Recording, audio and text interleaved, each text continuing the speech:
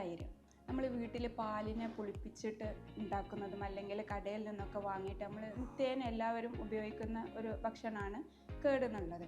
അപ്പോൾ പാലിനെ പുളിപ്പിച്ചിട്ട് മാറ്റുന്ന ഈ കേടിൽ പാലിൽ നിന്നും എന്തൊക്കെ ഗുണങ്ങളാണ് കൂടുതലായിട്ടുള്ളതും വ്യത്യസ്തമായിട്ടുള്ളത് എന്നുള്ളതാണ് ഞാൻ പറയാൻ പോകുന്നത്.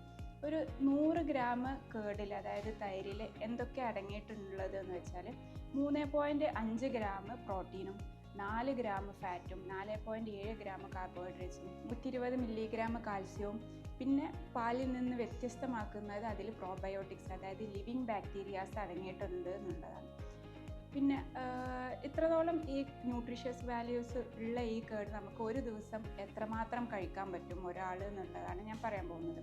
അഡൾട്ട്സ്, അതായത് ഒരു മുതിർന്ന ഒരാൾക്ക് 200 മുതൽ 300 മില്ലി വരെ ഒരു ദിവസം കേട് കഴിക്കാം. എന്നാൽ ചെറിയ കുട്ടികളാണെന്നുണ്ടെങ്കിൽ അവരൊരു 100 ml മുതൽ 150 ml വരെ തൈര് ഒരു ദിവസം കഴിച്ചാൽ മതി. എന്നാൽ ലാക്ടോസ് ഇൻടോളറൻസ് ഉള്ള ആളുകളുണ്ടാവും, അവർ അതിലും കുറച്ച് കഴിക്കുക, അതായത് ഒരു 50 ml മുതൽ 100 ml വരെ അവർക്ക് സ്ഥിരമായിട്ട് കഴിച്ചാൽ മതി.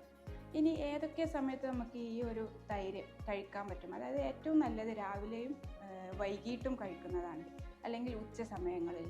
നമ്മൾ പരമാവധി രാത്രി കുറക്കുക, അല്ലെങ്കിൽ മഴക്കാലങ്ങളിൽ, മഞ്ഞുകാലങ്ങളിൽ, വിൻ്റർ സീസണിൽ, അതുപോലെ ചുമ, കഫക്കെട്ട്, ആസ്മ, അലർജി ഉള്ള പേഷ്യൻസും ഇൻഫ്ലമേറ്ററി കണ്ടീഷൻസിൽ നിൽക്കുന്ന പേഷ്യൻസൊക്കെ ഇത് കേട്, അതായത് തൈര് ഒഴിവാക്കുന്നതാണ് ഏറ്റവും നല്ലത്. ഇത്രമാത്രം ന്യൂട്രീഷ്യസ് വാല്യൂ ഉള്ള ഈ തൈരിൻ്റെ ഗുണങ്ങൾ എന്തൊക്കെയാണെന്നുള്ളത് നോക്കാം.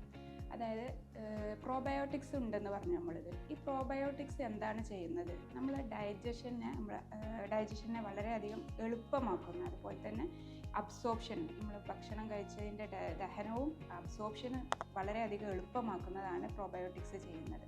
അതുപോലെ പ്രോട്ടീൻ ഉണ്ടെന്ന് പറഞ്ഞ് നമ്മൾ ഫാറ്റ്, കാർബോഹൈഡ്രേറ്റ്സ് എല്ലാം സെൽ ആൻഡ് മസിൽ ഗ്രോത്തിനെ സഹായിക്കുന്നു, അതായത് പേശി വളർച്ചയ്ക്ക് സഹായിക്കുന്നു.